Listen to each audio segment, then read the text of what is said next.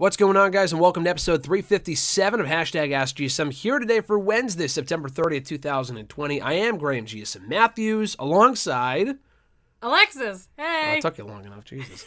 I'm sitting in your room right now, at your desk, in my chair. No, it's my chair now. Okay, well, now it is, but it was previously my chair. It's my desk. And you're not going to be part of the show. You're not answering questions. No. Correct. You just want to be part of the intro. Well, yeah, because I have a class in like 40 minutes, and he's literally hogging my desk, and I'm out of sorts right now. It's not in my routine, so... Well, the viewers and the hashtaggers need their questions answered by me. That kind of takes precedence. School really is secondary. Of course, yeah. The hashtag AskGSM. And everyone listening right now would agree. Facebook, Twitter, YouTube, that's 3 times the amount of importance that your class is. Not you. Okay, I'll remember that.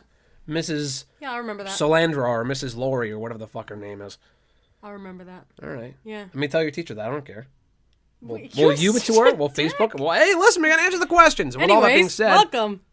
If you want your question answered here on the show, be sure to tweet me on the Twitter machine at WrestleRant with the hashtag AskGSM. Find me on Facebook as well, facebook.com/Graham.GSM.Matthews. Drop a comment on the post that I usually put up on Tuesday nights, if not on the wall itself. And last but certainly not least, drop your question down below in the comment section on this very video. I'll include your question in next week's edition. Any parting words, Alexis, before we get out of here? If you listen to this intro all the way through, please comment your favorite color and your favorite ice cream topping. No thanks. See ya. Yes. No, that's weird. That's just odd. Okay, bye, guys. At any rate, moving on here to the YouTube questions, starting with Elaine of the Y from YouTube. Their question was, I watched Clash of Champions after missing the past month of WWE programming, and I will say Roman Reigns' heel turn has me more interested in SmackDown than anything that's been going on this year. The rest of the show that wasn't the ladder match still makes WWE feel disjointed. For example, Asuka snubbing in for Nikki Cross because the SmackDown women's division has no good baby faces. But on its own, I enjoyed it. What did you think this pay-per-view, what do you think this pay-per-view says about WWE right now? I would agree. I would say that the pay-per-view was a good indication, kind of a good showcase for how WWE is in the moment. Definitely a mixed bag. SmackDown has some good stuff going on at the moment, specifically the Roman Reigns stuff. Raw is a complete shit show. Even the WWE title picture, I didn't really love the ambulance match, to be completely honest with you. I saw people praising it more than I was, but it wasn't a bad match. It just wasn't my cup of tea. I thought it was decent. But that's probably, coincidentally enough, one of the better parts of Raw right now. And if that wasn't a great match, that speaks volumes about the rest of the Raw roster. And it's a very talented roster, but the tag team division is dead. The women's division is desolate. And they have women. They're just not pushing the right people, it seems. And they're starting to showcase Bianca. But where were these vignettes 6 months ago? You know, when she first arrived on Raw. The WWE Championship picture is getting repetitive. The Rollins-Ray stuff just does nothing for me at this point. So, yeah, I think Raw is just a complete mess. I'm not sure if the draft would fix that, but hopefully it can give us some fresh faces, some fresh feuds. SmackDown, as seen at Clash of Champions, does have some compelling stuff going on right now. I don't really give a fuck about the whole Otis-Miz lawsuit angle. I don't really care about the tag team stuff is fine. Cesaro and Nakamura I like, but there's not a lot of tag teams on the Blue Brand at all. The women's division, the whole, Asuka versus Bayley thing I thought was stupid. But I am invested in Bayley and Sasha. I would have waited to do that match for another couple of months. I would not have done that match until at least WrestleMania. But I could see why they're doing it in Hell in a Cell, probably headline of the show. That makes sense. So they further that feud of the Clash of Champions pay-per-view. But the 2 best parts of the show, undoubtedly, were the ladder match, which the Intercontinental Championship picture right now on SmackDown has been actually pretty good overall for the last, I would say, month or so since Sami came back. Jeff won it initially. AJ was having a great run. That's been a highlight of the show in recent weeks. And the Roman stuff is far and away not only the best stuff on SmackDown, but the best stuff in general in WWE right now. I think it's fucking awesome. They're killing it with Roman as a heel. That whole Roman-Jey Uso match I thought was great. So I think Clash of Champions, as I said earlier, was a pretty good way to show what WWE is looking like right now in terms of like what's working, what's not working. Raw has a lot of issues. SmackDown's far from perfect, but it is a more bearable show, largely because of the Roman Reigns heel, the heel Roman Reigns stuff with the Usos that has been carrying SmackDown in recent weeks. We'll go to the Facebook questions first from No Laura. One of their questions was, on the whole Buddy Murphy Aaliyah story, I could see it. What are your thoughts on it, he says. because I could see it going two ways. Option 1, Aaliyah turns heel on her family and joins Seth, or option 2, Dominic and Aaliyah turn on Ray, forgetting their father, and then we get the father-son match. The question is poorly worded. Then we get the father-son match with the mom caught in the middle. I think both options are terrible. If you ask RJ, and we've had this discussion before on WrestleRant Radio, he loves the idea of Aaliyah turning heel, and it's like, oh, Dominic got all the attention. I could give two fucks about the Mysterio family drama bullshit. I didn't mind them being around for the whole Rollins-Dominic stuff. I thought that was great. I loved the SummerSlam match. I very much enjoyed the Payback tag team match. The matches that Rollins and Dominic have had on Raw have been very good. Some of the Murphy and Dominic matches have also been very good. But the feud has long overstayed its welcome. They got to move on. It's long overstayed its welcome. They got to move on from this shit. I just don't care anymore. So, I don't like either option, really. I would rather they just draft Rollins or Ray to SmackDown, probably Ray. I don't see either of them moving, to be honest with you, not even Dominic, but I would move one of them to SmackDown and the feud once and for all. It's been going on for way too long, almost 5 months. In like a couple of days, it'll mark 5 months since the feud started. It's at its highlights, it's at its low points. But the whole getting the family involved, for me, is just, it's stupid, it's unnecessary, and there's enough people on Raw right now that they're not doing anything with, where it's a complete waste of TV time, in my opinion. And there's also no Endgame. Even if the Endgame was Aaliyah turning heel, what does that really accomplish? She's 19. As far as we know, unless they're swerving us, she has no experience. She's not a wrestler. She's not an actress. She's just being brought in for the storyline until it runs its course, and then she's going to be taken off the show. She's not a signed superstar. Dominic, I have no issue with him being on the show. I would move him back down to NXT, just because I think he's going to need more seasoning at some point. But Aaliyah being on the show, the mom, I get Ray, I'm not arguing that, but the mom and Aaliyah being on the show, I think is completely stupid. The acting, for what it's worth, has not been terrible. The context and the content of the actual storyline has been incredibly stupid. And there is no real endgame that makes any sense. Murphy and Aaliyah becoming an item, who gives a fuck? Honestly, who cares? Will that make me care about Murphy anymore? Murphy at this point seems to be a sympathetic babyface. So why would you make him into a heel pairing with him and Aaliyah? That doesn't make any sense. Just have Murphy turn on Rollins, which is the ready-made story. It makes the most sense. It could benefit Murphy if he can beat Rollins. And Rollins has not lost a one-on-one match in a while. I believe he lost to Aleister Black a couple of months ago, but he beat Ray at Extreme Rules. He beat Dominic 3 times in a row. Rollins has not gotten pinned quite a bit in recent months. So him losing to a Murphy would actually mean something.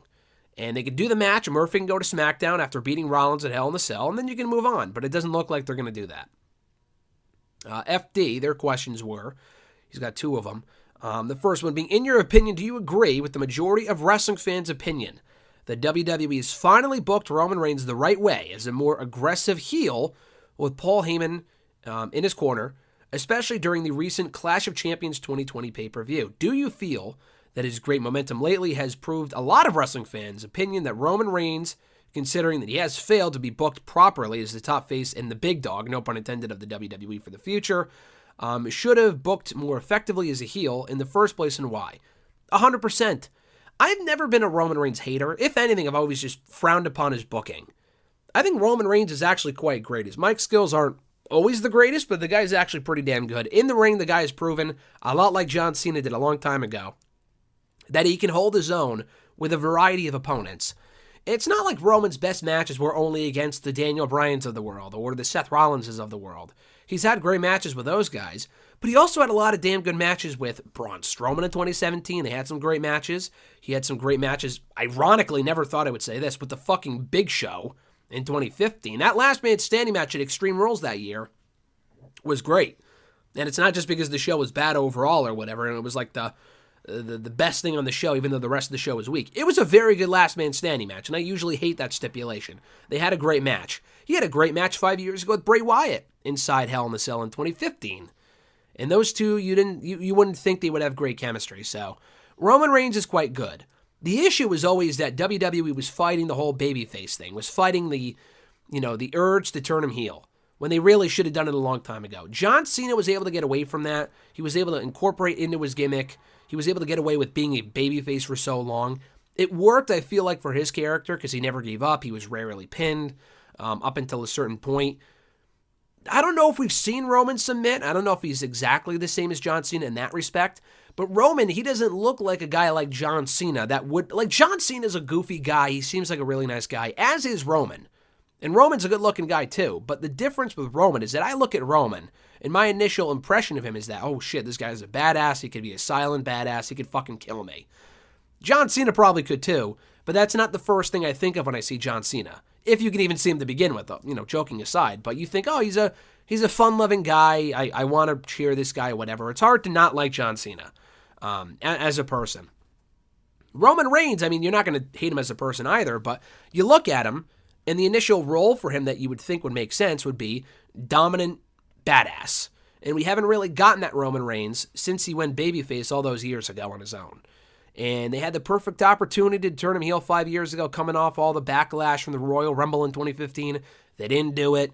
No matter how loud the boos got, they never fucking turned him heel. And that hurt him a lot in the long run. And that's not his fault. That was WWE. So it's great to see that we're finally seeing that. I never thought we would see the day that they would finally turn the guy heel. I honestly thought it was just a lost cause at this point.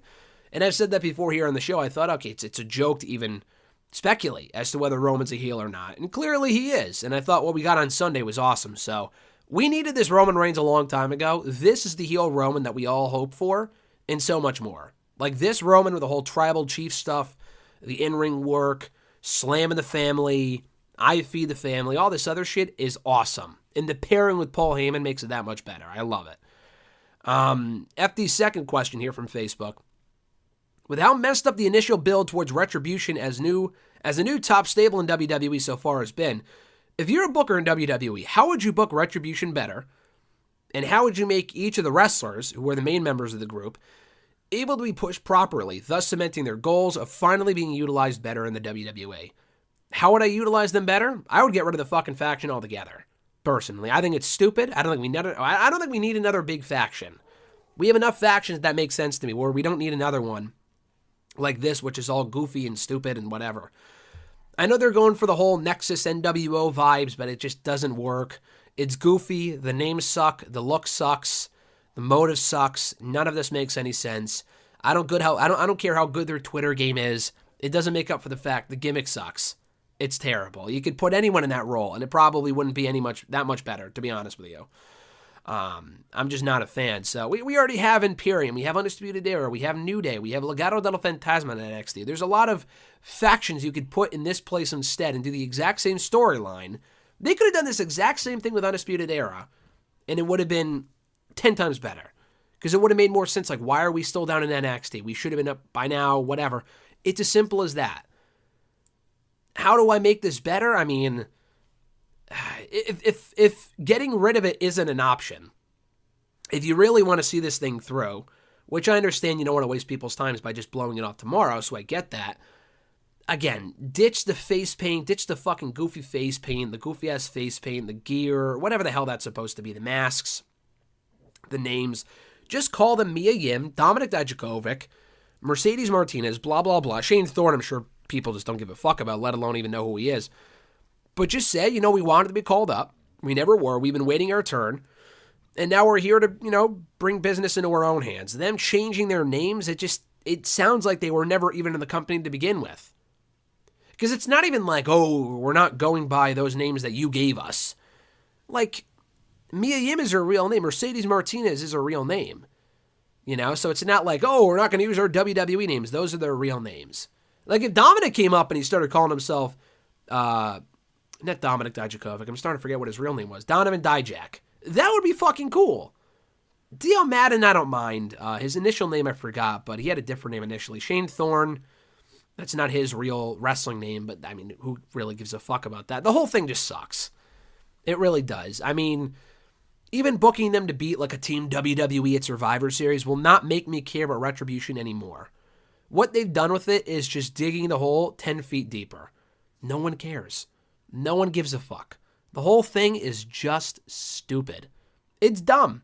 It's really, really dumb. So, it's not just the initial build. It's been 2 months. I feel like the damage is done. These guys and women can always recover. I'm not really talking about that. The gimmick itself, the group itself, maybe they could turn a complete 180, and I know people will point to the Dark Order Because the Dark Order, I said here on the show before, I fucking hated the Dark Order a year ago. I just didn't get it. It bored me to tears. They didn't have a real motivation in the beginning. These guys apparently have a motivation. It just doesn't make any sense. The Dark Order, it wasn't that it didn't make any sense. It was just not a really well thought out gimmick. They didn't have any characters. It was just kind of there until they kind of gave the motivation and it worked. And I really like the Dark Order now. I'm not their biggest fans, but I like the gimmick a little bit more than I did initially. Retribution, they're trying to force something that just isn't organic and something that people just aren't buying. And again, you could say the same thing about the Dark Order, but I get the Dark Order. I understand what they're trying to do. I get it. Retribution, you have people that could already be stars on their own that don't need the dumb face paint and the dumb whatever else, the dumb names and the motives of the, we're not going to take, the WWE money like whores or whatever Dijakovic said a couple of weeks ago. The whole thing just sucks. So again, like I said, I would get rid of it altogether, but if you really want to see this thing through, you got to ditch every goofy aspect of it if you really expect people to take this thing seriously, because right now, they're not. We'll go to the Twitter questions now. These are all over the place, by the way. I like the tweets, but I forgot. I just didn't have time to put them into a document, so I'm just going through my likes right now on Twitter. And I'm pretty sure I got most of them, at least the ones I planned on answering. At Iwagu91, your thoughts on Roman Reigns wrestling shirtless and how he competed at the Clash of Champions this past Sunday. I loved the match. I said that earlier. I thought the Jey Uso Roman match, I thought the ladder match was better. The ladder match was great. That was a better match. But I think if you only had time to look at, if you only had time to watch one match from the pay-per-view, I would say the main event, just because it was a storytelling masterpiece. It really exemplified how great heel Roman Reigns is. I fucking love it. I do. And the shirtless look is just a nice touch. And people will tell you, oh, that should have happened years ago. And honestly, I agree. Just because he has all these tats, he's in great shape. Why the fuck would you cover that up with a vest all these years? There were rumors a while ago that it was because he had a health condition. I don't think he's ever confirmed or denied that. And if maybe it was an issue a couple of years ago, it certainly isn't now because he's not wrestling with it now, so I don't know. But it's a good look for him. And it fits with the whole tribal chief shit. He's got the Samoan tattoos. And if we do get that Rock Roman match at WrestleMania next year, which I don't think we will, but it would be awesome if they did do it. That's an amazing visual right there of Rock and Roman facing off face to face with the two tribal tattoos on their shoulders. That's fucking cool. Again, I don't think we're going to get it, but it's a nice sight to envision nonetheless. At noob_n_co1991, which superstars do you think are going to get drafted to Raw and SmackDown as part of the WWE draft? For Raw, they said Alexa, Fiend, Braun, Cesaro, Nakamura, Sasha, or Bayley. And then for SmackDown, they said Hurt Business, Orton, Charlotte, and Apollo. So, for your picks, Alexa, I guess you can move Alexa and The Fiend. I was thinking you move Nikki Cross. I don't know if I would move The Fiend back to... I guess you could. I feel like The Fiend and Alexa still have unfinished business with Roman, so I don't know if they'll move them. But I'm not sure. That's a good question. I obviously wouldn't split the two up. That'd be incredibly dumb. But I was thinking they'd just stay on SmackDown. Braun is obviously moving. He's already kind of a part of the Raw roster anyway. Cesaro and Nakamura, if they're going to move, they're going to have to drop the tag titles. Which, there's no other teams on the show, and they've already beaten the Lucha House Party a couple times. Excuse me, so I don't see that happening. So I don't think they're moving. Sasha or Bayley, I like the idea, just because they should be off the same show.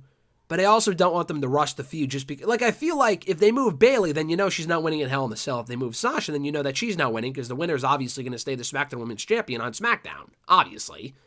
So that's why I just don't like that idea. The Hurt Business, I was thinking of that as well, but if you move the Hurt Business, you got to move Sami Zayn, who just won back the Intercontinental Championship. You obviously can't have both belts on the same show. I don't like that just because I want Brock and Bobby on the same show. Fuck the brand split. They haven't really paid attention to it anyway in the last couple of months, years, whatever. But I want them on the same show. I wouldn't move the Hurt Business, although I wouldn't hate the idea. Orton, I didn't, I was thinking about that. Maybe get him away from Drew. But the only thing with that is that Edge, when he comes back, will likely still be on Raw. Unless they move Edge to SmackDown, which is also entirely possible. But they're going to finish that feud up. They're going to keep Orton on Raw. Charlotte. If you move Charlotte, then you got to move Andrade, you got to move Alistair, you got to move Zelina. It's a whole thing. So I don't see them moving Charlotte. And Apollo I could see just to end the fucking Hurt Business shit. But Apollo was already on SmackDown. He's really benefited from being on Raw in 2020, so I wouldn't move him either. I would move, I'm going to mention all of this in an article going up tomorrow for Bleacher Report, but real quickly, Ricochet needs a new fresh coat of paint. I'd move Ricochet to SmackDown. I would move Murphy to SmackDown, split him away from Rollins, end this Aaliyah Mysterio bullshit. I think it's stupid. I would move the Viking Raiders to SmackDown. I know one of them's out for a while. I think Ivar is going to be hurt for a little while, but maybe it's Eric. I don't remember, but I know what he looks like. I just mix their names up all the time since WWE changed their names a few years ago, last year. But they can go to SmackDown. The New Day I could see going to Raw just because they've been on SmackDown for 3 years now. I like the idea that was pitched a couple of weeks ago by WrestleVotes that was apparently in discussion. They never did it. Where like Kofi would go to Raw, Big E would stay on SmackDown, but they would still represent the New Day. I didn't like the idea of Xavier going back and forth between the two shows. I didn't really love that idea. But I did like the idea of Kofi and Big E doing their own thing on separate shows. I liked that. They're not going to do that. But I would move Big E and Kofi and probably Xavier 2 over to Raw just because they haven't been there in a while. There's a number of other moves I would make. I'd move Nikki over to Raw just to split her away from Alexa finally. I'd move her over to Raw by herself. I would move Angel Garza to SmackDown. I would move Zelina Vega to SmackDown. There's a lot more moves I would make, so stay tuned to the article going up tomorrow for more on that. Noob, second question here. What are your thoughts in the main event of Clash of Champions between Roman Reigns and Jey Uso? In which feud would you want to see them have? Would you have a similar storyline, similar to Roman and Jey? I mean, I wouldn't copy the storyline. Sasha and Bayley have their own story worth telling, so I wouldn't want to see that storyline with anyone else. But I loved it. I already said this earlier, but I thought they killed it at Clash of Champions. The match was good, but it was more so about the storytelling. And people never really obviously thought Jey was going to win. It was more about how Roman was going to beat Jey. And it was everything I hoped it would be and more. Like I said earlier about Roman Reigns as a heel. The match was great. So, I really enjoyed the pay-per-view's main event. The pay-per-view overall was good. It wasn't a great show. It wasn't a bad show. But the main events made it worthwhile, in addition to the opening ladder match, which was great. At Iwagu91, again, their question was, wouldn't it have been cool, wouldn't it be cool if Chris Sabin, Alex Shelley, and Kushida were to team up together? Yeah, it would be cool. I've seen people pitch that before, like, oh, maybe if they sign Motor City Machine Guns, they could do something with them, like them and Kushida, which is cool. But like, it's not like a faction. I don't look at that as a faction. It's not like they look for a 6-man tag title, maybe, but they don't have that, so that's not going to happen. I don't think Motor City Machine Guns are coming to WWE. I know they're in Impact right now. I don't think they have a contract there, though. I'm not really sure. So I guess they could still come at some point if they wanted to, which would be awesome, but I think there's a better chance they would go to AEW. With their tag team division, there's a better chance they would go there. But that would be cool, though. It would give Kushida more to do, but I also want Kushida just to do well on his own. And we're finally getting to see that right now. He's facing Velveteen Dream on Sunday. Fucking hope he wins. He has to. He just absolutely has to. If he doesn't, might as well just call it a career and go back to Japan. At Reborn Again, John Ritland from the YouTube machine. Check out his channel. Real Honesty with John Ritland. Great content. His question was, so this angle with Murphy and Aaliyah, however it's spelled, her name that is, what the hell is this? Is it just a bad idea or kind of tone deaf given all the speaking out stuff that's gone on with WWE talents this year? Or is that reading too much into it since she's not a minor? People have made that comparison as well. I didn't really think of that too much. That doesn't really... So here are my thoughts on it. I just think it's stupid. I don't think it's dumb because of the speaking out stuff. If that offends you, I'm not going to say I think that's completely understandable. It doesn't offend me. So my thoughts on the whole thing, I feel like there's two very different mindsets on this whole Murphy-Aaliyah bullshit. People are like, oh, she's of age. It doesn't matter. Who gives a fuck? I'm not going to say there's anything wrong with a 19-year-old with a 32-year-old. I feel like it's just a matter of preference. If that were me, I would think that was weird. Is it wrong? Is it illegal? No, it's not illegal. I've seen people do it with fucking Del Rio. I mean, that's a little different because Paige was like 23 or something, but Paige and Del Rio were together for a while. That's a 15-year age difference. It's not the age difference. It's the fact that she literally just graduated high school probably a year ago, and this guy's 31, 32 years old. That to me is a little weird. And I've seen people say, oh, well, my mom and dad, when they met when she was 25 and he was 40 or 35. Dude, there's a big difference between 19 and 21, 22, 23, 24, 25. I've had arguments with people like, oh, no, it's only 2 years. That's a big fucking difference. Come on. If you're going to argue that's not a big difference, then is there a big difference between 17 and 18 aside from the fact that 17 isn't legal and 18 is? I can't even believe we're having this discussion right now. I just think it's stupid. I think it's fucking weird. I don't know if they're going for a romantic thing with Murphy and Aaliyah or just sympathy. I don't know. I find the whole thing dumb just because I don't really think there's an endgame that makes sense. I did see this, and I like this idea. Obviously, they can't do it now, nor should they given the circumstances. And I don't think they were planning this from the get-go because, he hasn't been on the show in a long time. But if Austin Theory was still around and he was with Rollins and Murphy, he would actually make a lot more sense for this role. You can't do that because the guy was involved in some speaking out stuff. So that would be fucking tone deaf. That would be really creepy and weird and fucking stupid. So thankfully they're not doing that. I'm saying had that shit never happened, and Austin Theory in an alternate universe right now is still on the show, that to me would make more sense. Just because the guy is 22 years old. There's like a 3-year age difference there. So that makes complete sense to me. For like a 21, 22, 23, 24-year-old to be with a 19-year-old, that to me makes complete sense. A 31-year-old is fucking weird, I think. Again, that's just my opinion. Excuse me. I've been congested the last couple days, but I just think the storyline sucks. I really do.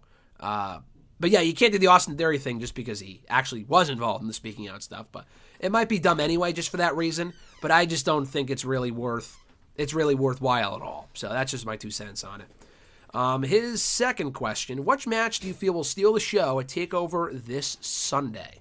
That's a good question. The show overall, which I'll get to in a moment, absolutely feels like filler. And I love NXT, but you look at this show: Balor, O'Reilly, Kushida, Dream. They've kind of built up in recent weeks. They haven't really established why Kushida wants to go after Dream, aside from the fact that Dream beat him up like a month ago. They haven't really acknowledged that at all.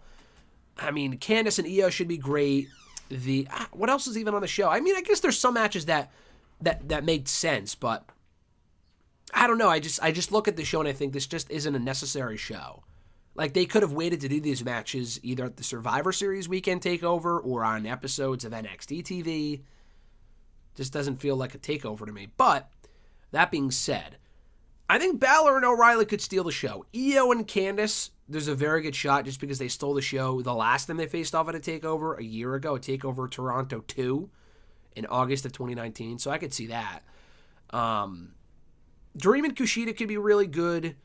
I think we're getting a tag title match. We are getting Johnny and Damian Priest. I forgot about that. That is incredibly random. That is very random. It could be a great match. Could it steal the show?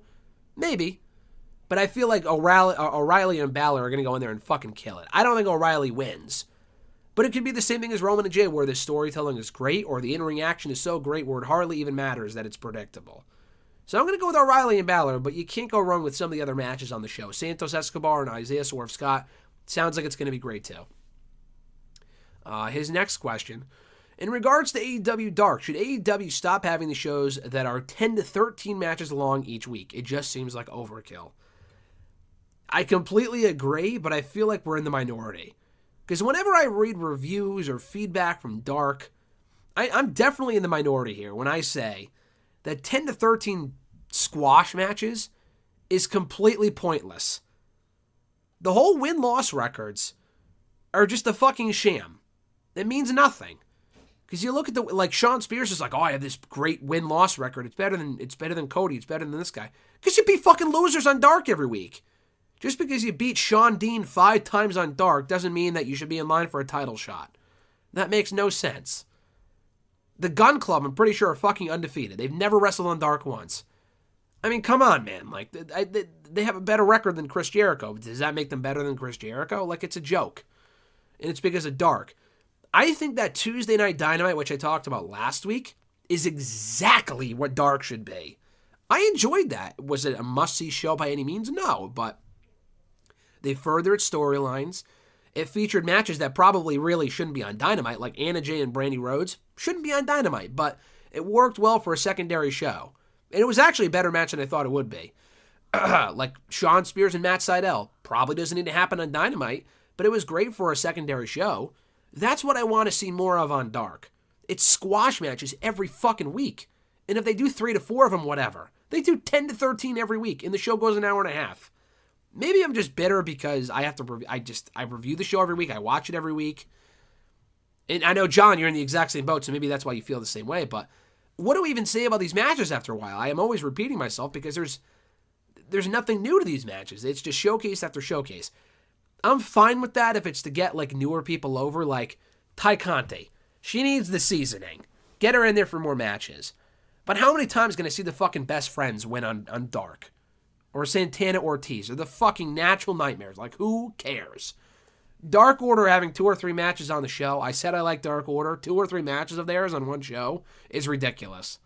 It's stupid. So, yeah, I hate the new format for Dark. I know it's like, oh, we're giving people a paycheck during a pandemic. Listen, that's great. But as a wrestling show, it sucks. People saying that it's the best show on the it's not a WWE show. The best hour of wrestling all week. Come on, bro. You're really stretching there. I mean, just because the matches are usually decent. They're not anything great. Yeah, Ben Carter and Lee Johnson last week was amazing. That's the only great match I've seen on Dark in the last 6 months. So let's stop this notion that Dark is like the best show of the week. Oh, it's such an easy watch. It's 90 minutes of fucking nothing. At least before, they had video packages. They had, like, they let you get to know the people. Like, they did some great video packages on Big Swole, on QT Marshall, some of the referees. It was cool. And then they stopped doing that. Excuse me. I think it was like the undesirable to undeniable. That Cody Rhodes series that he was doing, the Cody series. I thought that was great. They would preview matches for Dynamite. They would have Shivani in the studio. I thought that was a really good, by and large, format for Dark. What they're doing now, I think it's a complete waste. No one really gets over if everyone has like fucking 10-minute squashes. Is it really a squash if it's like 5 to 10 minutes? The answer is no. At RJ_Marceau, RJ's question was, if you were writing SmackDown, how would you continue to book Roman Reigns from now to WrestleMania 37? It's a good question. I don't want to go too much in depth with this. I literally wrote an entire article on Roman Reigns. Actually, 2. I've written a lot about Roman lately, but one a couple of weeks ago when I fantasy booked Roman as Universal Champion through WrestleMania. And then I did another one a week ago on Rock and Roman and why it should happen at WrestleMania 37. I think Rock and Roman makes the most sense. But if it's not Rock and Roman, it should be Roman and Big E. Either way, Roman has got to be in the headlining match. And usually we roll our eyes at that, but this year it makes sense. He should be in the headlining match at WrestleMania as the Universal Champion. I would not take that belt off him before then. Maybe you could have him lose it to someone real quick and then get it back, depending on the circumstance. But I would keep the belt on him all, through WrestleMania. Have him beat Jeff Hardy. Have him beat Daniel Bryan. Have him beat Matt Riddle. Have him maybe beat Big E, depending on whether Big E goes all the way to WrestleMania or not. If he does, then obviously wait till WrestleMania, have Big E beat him, and that'd be great. Ideally, I would want The Rock, and I can't believe I'm saying that, because I hate part-timers in the main event. But in this case, it makes sense. So, regardless of who he faces at Mania, in my opinion, with the work that we've seen so far, and it hasn't been long, I would keep the belt on him for the next 6 months. And I never thought I would say that, but honestly, the guy deserves it too. He's had 4 title reigns so far with a world title in WWE. All of them were, unremarkable. Very forgettable. The first one literally lasted 30 seconds at Survivor Series 2015. He won the belt back on Raw in December, which was a great moment, but he went on to lose it at the Royal Rumble a month later. So that was a waste. He got it back at WrestleMania 32, becoming a 3-time WWE champion in like 4 months. But then he lost it like 2 months later. Had some great matches with AJ. That was probably the best reign of the bunch. But it wasn't like a great overall reign. Didn't last long at all. And then the Universal title reign was decent, but it got cut short due to him having leukemia, having that when that came back a couple of years ago. So he hasn't really had a long title reign yet. This should be it. And it makes sense given his current character. At Jeremy8911, thoughts on the pandemic stopping us from getting James Storm in WWE? And would you like to see a beer money reunion in WWE? Yeah, so I saw that on Monday that James Storm said in an interview to Ryan Satin of Pro Wrestling Sheet that he was actually supposed to come into WWE earlier this year. Now, this fascinates me for a few different reasons. One, I'm a big James Storm fan. Two, I literally interviewed the guy in July. So according to his own timeline, he and James and WWE were in contact up until July. I talked to James at the very beginning of July. So maybe he was still on the hush-hush and that's why he didn't mention anything. But he did say when I interviewed him, I'm a free agent. Yes, he's one half of the NWA Tag Team Champions. But according to the interview that he did with Ryan Satin, he would have lost those titles with Eli Drake over WrestleMania weekend. And I don't know why he would say this publicly if the idea was still for him to be brought in. I don't know. But I don't know. So he said that he was going to lose the tag titles. The NWA people, Dave Lagana, Billy Corgan, all knew that he wanted to go to WWE. And it's pretty apparent that he wants to go there, and I think he should be there. He should have been there years ago, but he chose Impact over WWE for other reasons. Totally understandable. It was his time to come now. They were going to bring him in, apparently. He said it was like a Heyman call. They wanted him on Raw. Not NXT. Raw. And he mentioned to me a few different times that he almost came in. But it wasn't that. It was like different stuff.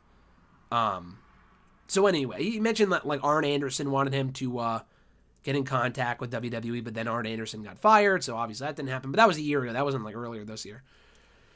Anyway, so then the pandemic stopped that from happening. I don't think WWE's hired anyone since the pandemic started. And I might, I might be wrong. Obviously in storyline, they signed Dominic to a deal. I don't know if he was already signed or not, but I think other than Dominic, who else have they brought in? Usually they're like pumping new people into the NXT system constantly, but you know, AEW is hiring a lot of people. Impact is hiring a lot of people. WWE is the only company to like fire a lot of people and then not hire anyone. I feel like Timothy Thatcher and Killer Cross, Karrion Kross, whatever, really came close to not coming into the company at all. Like they got signed in late February, I think, mid to late February. Had they waited another month, not even a couple of weeks, they may not have been signed. So they got really, really lucky. But that really sucks because I really want James Storm in WWE. I think he would do well. We had a great conversation on WrestleRant Radio, two-parter. I'll probably put the full thing here up on the channel at some point. But he had a lot to say about WWE. He obviously wants to go there. I assume he would use the name. He owns the whole sorry about your damn luck thing. They would obviously give him new music. But it would be cool if they can incorporate that into the beginning. And listen, I want Bobby Roode on his own. I want the heel Roode that we got in NXT. It's pretty apparent at this point, despite the great performance he had on Raw this week against Drew. And it was cool to hear this James story break on the same day that Roode came back to Raw. I thought that was, pretty coincidental timing. But that's not planned or anything. But it was purely coincidental. I would love to see Beer Money in WWE. I don't know if they would go by that name. Just Roode hasn't done the beer thing in WWE at all, so it would feel a little weird. But listen, this company needs fucking tag teams, specifically on the main roster. NXT too, but specifically on the main roster.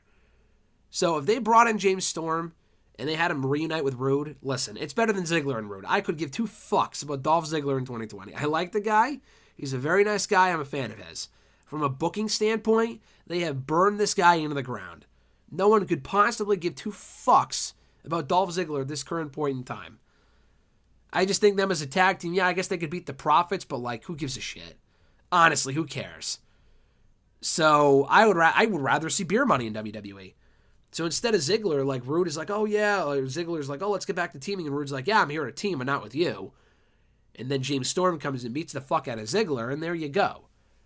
I feel like it's not going to happen because if James Storm mentioned it, why would it happen at this point? It's not like Shelton Benjamin, who was announced for the returning, and then he got injured, and then he was like, oh, it didn't really work out, and then he came back. They never announced Storm. It was never made official that he was coming in. So I feel like he's saying this stuff because he feels that it's not going to happen. It's like, I feel like it's like you're asking out a girl or a guy or whatever, and you try and you try and you try, and you have a really good feeling about it, but you never really get a concrete answer, and it's not like they said no or like fuck you or whatever. You just never really got a concrete answer. But enough time has passed where you're like, all right, it's probably a no. So I'm going to tell everyone what's going on. And I'm just going to move on. I feel like that's what he's getting at. And he's not moving on. I feel like if they call tomorrow, he would come on in. Maybe this is his way of getting attention. So they reminded themselves that they were going to bring him in, then they forgot. I don't know.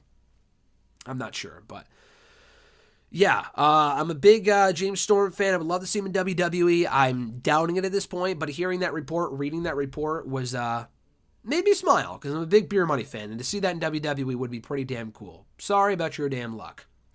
Another question from John. One more non-wrestling related question, but are you planning to watch and or review any horror movies during October, since it is horror movie month after all? So what I did last year, in the month of October. So last December, I actually watched one Christmas movie every day, which I made this pretty clear on the show last year, and I got a lot of comments about it. I watched one Christmas movie every day in the month of December leading up to Christmas. It was a fucking lot. I don't know if I'll ever do that again. I'm definitely not going to do that with Halloween. I'm just busy as it is. I just don't have time for that. But I will watch a lot of horror movies. I really enjoy, and I've probably said this here on the show before, I love the Halloween movies. I like the original. The sequel I didn't love, but I haven't never seen the third one, and I heard that was good. I love the remake. I'll definitely watch the remake. I watched it on Halloween last year. I actually watched it on Halloween the last 2 years too. So I would watch Halloween again.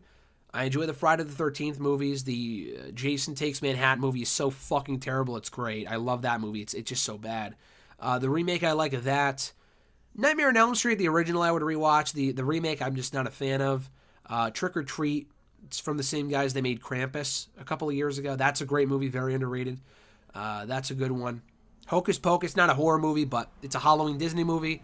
I like that. All the Disney Halloween movies I love. My Mom's Got a Date with a Vampire, Phantom of the Megaplex, Under Wraps, Halloween Town, obviously 1 and 2. The 3 and 4 are terrible, but the first 2 are good.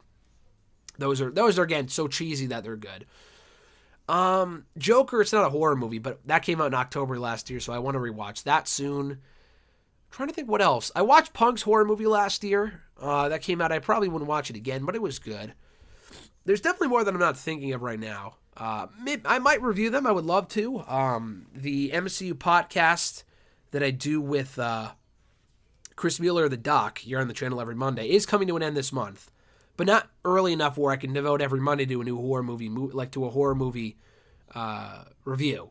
So I probably won't do any reviews. I might. We'll see. But I'm not sure. There were a couple other ones I wanted to watch. We actually watched Midsummer last October. Thank you, John, because you gave me the code for that one. I might rewatch that again. That just freaked me the fuck out. I just don't love those type of movies. I watched it because, you sent me the link, which was cool of you to do. I heard a lot of good things. But I was like, I don't know, it just freaked me out. So I might watch that again because I have the code thanks to you, John, so I appreciate that. Man, I have a lot. Actually, you sent me a lot of horror movies, John, so I might watch the ones that you sent me, like The Nun, The Conjuring 2, I think you gave me. Quiet Place, it's decent. I enjoyed that. Again, I watched that from the code you gave me. I might watch that again. There's a lot of ones I'm missing out on right now. Happy Death Day isn't really a horror movie, but I enjoyed that for what it was. People shit they fucking shit on that movie, but I enjoyed it for what it was. There's a lot more I'm not thinking of right now, but those are the ones that come to the top of my head that I'm definitely going to hope to rewatch in the month of October. Let's see. What other questions do we have here? At Ewagoo91, your thoughts on Adam Cole defeating Daniel Bryan cleanly to retain the NXT Championship last year. Well, we're about a year late on this, but I thought it was awesome. Great match. Big win for Adam Cole. Really solidified him in the minds and the eyes of the main roster audience, which is exactly why they'll bring him up to the main roster and call him Michael Cole's son, because they booked him so well a year ago. But in all seriousness, it was a great match, a big win for Cole, and it was a great way to cap off a great SmackDown, that NXT Invasion episode about a year ago after the SmackDown roster was stuck in Saudi after the Crown Jewel shit late last year. Better heel, Sasha Banks or Bayley? That question came from at BR_Doctor. Shout out to Chris Mueller, the Doc. Better heel, that's a great question. I gotta go Banks. Banks is just a natural heel. She's going to be a babyface in this feud because she's a natural babyface. And she's not a natural babyface. She's a natural heel. But people just like her so much. Bayley, to her credit, sucked as a heel early on, but really went on to improve as a heel in the months that followed. She has had a great 2020. Her matches have improved. Her promos have really improved. Her character work is a lot better. Bayley has turned into a really good heel. She's still a better babyface. And Sasha is still the better heel. So I gotta go Banks. Banks, NXT heel Banks was fucking great. And heel Sasha in the main roster in the last year was fun, but I still prefer NXT heel Sasha over main roster heel Sasha just because there's definitely a difference there. Final few questions at E13A. Thoughts on NXT TakeOver 31 happening this Sunday? Do you expect any title changes? Also, how do you feel about Velveteen Dream still being featured on takeovers? I said this earlier. I mean, it feels like a filler show, but I still enjoy it for what it is. And it could end up being a great show. I have yet to see a takeover that disappoints. Even the empty arena ones. I think it's lazy to just call it 31 and not do a gimmick like In Your House. Like, come on, you can't call it like Respect 2 or something? I don't know, but I just thought that was lazy. But I'm looking forward to it. It should be a good show. Do I expect any title changes? Currently, no. I have, I guess, a spoiler for WrestleRant Radio tomorrow, but I have Balor winning. I have Shirai winning. The tag titles, who are the number one contenders? It's either, Imperium or, who fucking won the match last week? Undisputed Era? I guess Undisputed Era might win, or Oni Lorcan and Danny Burch. I don't see either team beating Breezango. I think it's going to be Legado del Fantasma beating Breezango ultimately, so I don't see the tag titles changing hands. Maybe the Cruiserweight title, just because Escobar's held it for so long that they might want to change it up for a little bit with Isaiah Swerve Scott winning. I could see that. I still have Escobar winning, though. I don't see Scott winning, but I could see Scott winning, maybe having a better chance of anyone. Damian Priest and Johnny is tough because Priest just won the championship. I feel like it's too soon to take it off of him. The issue is that Johnny has not won on a takeover, literally, since, April of last year. He lost the TakeOver 30 in the ladder match. He lost to Keith Lee at TakeOver in Your House. He did beat Ciampa in April, but that technically wasn't a takeover. It was an episode of NXT TV. I don't think that counts as a takeover. No, it doesn't, because otherwise the one in June would have been TakeOver 30, so I don't count that. He lost to Finn Balor in February at TakeOver Portland. TakeOver War Games, he wasn't there last year. TakeOver Toronto, he lost Adam Cole. TakeOver 25, he lost Adam Cole. And TakeOver New York, which was a year and a half ago, in April of last year, he beat Adam Cole to win the NXT Championship. So, yeah, I feel like he needs a win. But I also feel like they're high enough on Priest, which is good because he's great.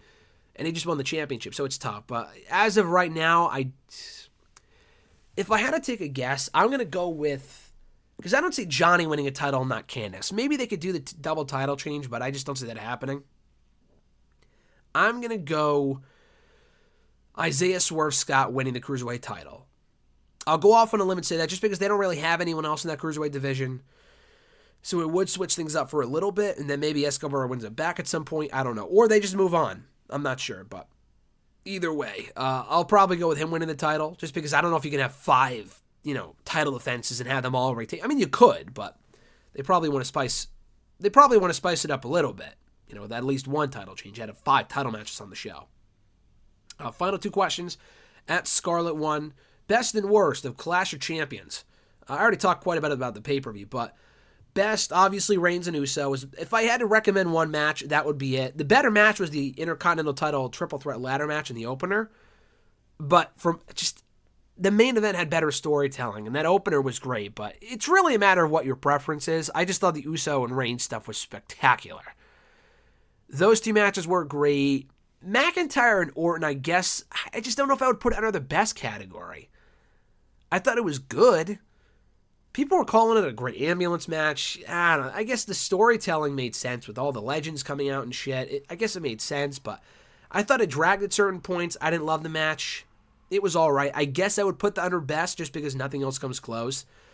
The Street Profits Andrade Garza match was good with a terrible botched finish. Garza got hurt, but it didn't really look like the referee, told the wrestlers that they were ending the match early. So that was a fucking disaster. Bayley and Asuka was a complete waste of time. Asuka and Zelina it was 4 minutes of nothing. Cesaro and Nakamura versus the Lucha House Party was good, but nothing special. Bobby and Cruz was good. Nothing must see there, but it was good. And what else? What other matches did we get? Was that all? Because we didn't get a women's tag title match. I think that was it. So, yeah, it was, we had two really, really good matches that made the show worthwhile, and it was a quick 3 hours. It didn't really drag for me, so I will say that. Not a must-see show, but at least the must-see matches. The matches I was most excited for, I would say delivered. So, from that respect, I guess it was a success. Final question from @Scarlet1. Did you hear about Joey Ryan's lawsuit? Yes, I have. This has been a very hot topic amongst wrestling fans in the last couple of days. Oh, man, this is a shit show. So, Joey, I guess, is arguing that he's lost $20,000 or something every month since the Speaking Out stuff started. And none of them, I don't think anyone filed like a criminal lawsuit against him. They were just talking shit about how big of a piece of shit he is. And a lot of women came out. If you're one of those people that's like, oh, they could be all conspiring against him, get the fuck out of here. Because clearly, what is it, like 16 women? Give me a break. I believe almost all of them, if not all of them. I buy almost every single one of them. He seems like a genuine piece of shit. That apology video or whatever the fuck it was a joke. The guy should just shut the fuck up and just never be seen or heard from again. This shit is a joke because it's not going to do him any favors. So, yeah. If he won, for what? These people have proof. I guess he has proof too. But I don't know. I think it's just stupid. I know the guy's got to make a living somehow, I guess, but it should not be on the poor backs of these women that could barely pay their bills as it is during a fucking pandemic. And yeah, I know they ruined his character, but the guy shouldn't have done what he did in the first place. Was I there? And do I know it for a fact that he did it? No. But all the evidence points to him doing it. The guy's a genuine piece of shit. Enough people came out about him with legitimate, concerning stories, enough of them, to make me think he's a piece of shit. So, the whole lawsuit bullshit, it sounds like just one giant pity party. And personally, I don't give a fuck. So that's going to do it for episode 357, guys, of #AskGSM. By the way, I completely forgot until now that it's actually International Podcast Day today, which is pretty cool. So I guess it's a podcast. I consider this more of a video series, but thank you for checking out this podcast. I appreciate that. We got a new podcast tomorrow, WrestleRant Radio, iTunes, Stitcher, Spotify, TuneIn Radio, iHeartRadio, Podbean, Google Play. We're all over the place. So find the show tomorrow. Cheap plug. We are doing a Takeover 31 prediction panel, RJ and I, in addition to reviewing Clash of Champions and everything else from the week in wrestling. So we're recording that probably at some point tomorrow. That'll be up later in the day on Thursday. So yeah, that's about it, guys. I forgot to mention this earlier. I did mention it at one point here during the video, but I just got really congested in the last couple of days. So I'm not super sick. I don't have COVID or anything, which is good, but I just have a minor cold, so my voice sounds like complete shit. That's why I sound congested this entire episode, so don't get worried. I'm not going to be going anywhere. It's been hard to keep up with shit just because I was again, I say really sick, but I make it sound worse than it actually is. I was just really drowsy and really congested, and I had a headache on Sunday, and it went away like the next day. I've taken medication, I've rested, I'm good now. I'm just congested still. But yeah, so I still got to catch up on a bunch of shit, but if you hear my voice sounding like this for the next couple of days, that's why. So I appreciate you guys checking out the episodes regardless right here on the channel. Be sure to like the video, drop a comment, share the video, and subscribe to the channel for more daily content. Hit that little bell button as well to be notified every time a new video goes up. Be sure to, if you want to send a question to the show, be sure to tweet me on the Twitter machine at WrestleRant with the hashtag AskGSM. And I forgot to say in the tweet on Tuesday, send in the hashtag. And I think Emmanuel actually at E13A asked me, like, does it have to be without the hashtag? And I said I just forgot to include it in the tweet. So include the hashtag. It helps me separate the questions from just normal Twitter questions. Find me on Facebook as well, facebook.com/graham.gsm.matthews. Leave a question on the post that I usually put up on Tuesday nights. Drop your question down below in the comment section down on this very video as well for your question to be notified, or rather included in next week's edition. So with all that being said, guys, have an awesome rest of your week. Thank you for checking out episode 357 of #AskGSM here today. I'm Graham GSM Matthews, and I'll catch your ass down the road.